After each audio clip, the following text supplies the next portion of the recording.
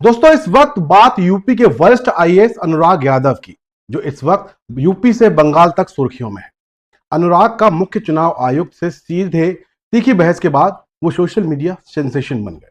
वहीं विपक्ष को सीईसी ज्ञानेश कुमार के खिलाफ एक और हथियार मिल गया। अब कांग्रेस से लेकर सपा तक सभी इस सियासी दाल में तड़का लगा रहे हैं। लेकिन आप अनुराग यादव के बारे में कितना जानते हैं? प्रशासनिक हलकों में इस नई बहस के शुरू होने के क्या मायने हैं? आइए जानते हैं इस रिपोर्ट में। सबसे पहले आपको यूपी कैडर के आईएएस अनुराग यादव के बारे में कुछ अहम पहलू बता देते हैं, जानकारी दे देते हैं। दरअसल अनुराग यादव 2000 बैच के आईएएस अधिकारी हैं और वर्तमान में उत्तर प्रदेश सरकार में प्रधान सचिव स्तर पर तैनात हैं। हाल ही में उन्हें सोशल वेलफेयर और सैनिक कल्याण विभाग की जिम्मेदारी मिली है। इससे पहले वो आईटी जैसे अहम विभागों में भी काम कर चुके हैं। प्रशासनिक अनुभव और लंबे करियर के चलते उन्हें एक बार सीनियर और प्रभावशाली अधिकारी माना जाता है। पश्चिम बंगाल चुनाव के दौरान भी उन्हें कूच बिहार दक्षिण सीट का जनरल ऑब्जर्वर बनाया गया था। यह भूमिका बहुत अहम होती है क्योंकि ऑब्जर्वर को चुनाव आयोग की आंख और कान माना जाता है।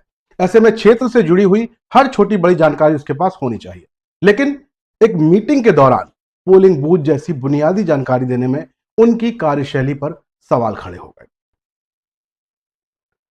16 जनवरी 1975 को उनका जन्म हुआ था और उन्होंने एमए की पढ़ाई की हुई है। वो 31 मार्च को ही इस नए पद पर नियुक्त हुए थे। अपनी सर्विस के दौरान अनुराग झांसी से लेकर लखनऊ में कलेक्टर भी रह चुके हैं। उन्होंने लंबे समय तक लखनऊ में विभिन्न पदों पर काम भी किया। अनुराग यादव को जिस कब्जे में कूच बिहार दक्षिण सीट का पर्यवेक्षक बनाया गया था, वो बीजेपी के कब्जे में है। 2021 में इस सीट से बीजेपी के निखिल रंजन डे जीते थे। बीजेपी ने हालांकि उस बार उनकी जगह पर रविंद्रनाथ बोस को उतारा है। वहीं टीएमसी ने 2021 के प्रत्याशी अभिजीत देव भौमिक पर दांव खेला है। अब ये समझिए कि पूरा ये मामला है क्या।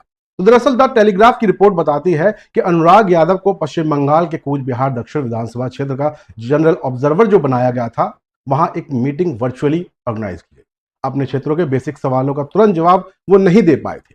इसके बाद तुरंत मुख्य चुनाव आयुक्त ज्ञानेश कुमार से उनकी तीखी बहस हो गई। हालांकि आयोग का कहना है कि उन्हें बहस के कारण नहीं बल्कि उनके काम के चलते हटाया गया है।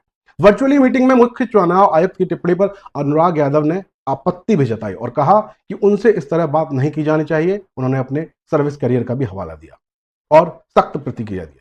पश्चिम बंगाल में विधानसभा चुनाव के लिए 23 अप्रैल और 29 अप्रैल को वोट डाले जाएंगे। दोस्तों, अनुराग यादव को पर्यवेक्षक पद से हटाने के मामले में राजनीति भी गर्मा गई है। अब चुनाव आयोग ने राज्य में निष्पक्ष चुनाव कराने का संकल्प लिया है। आयोग ने इससे जुड़ी एक पोस्ट भी सोशल मीडिया पर की है जो खूब सुर्खियां बटोर रही है।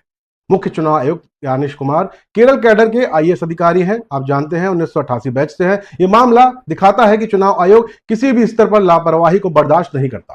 साथ ही यह भी साफ होता है कि सीनियरिटी के बावजूद जवाबदेही जरूरी है, खासकर चुनाव जैसे संवेदनशील मामलों में। तो अगर आप सीनियर हैं तो आपकी जिम्मेदारी कहीं और ज्यादा बढ़ जाती है।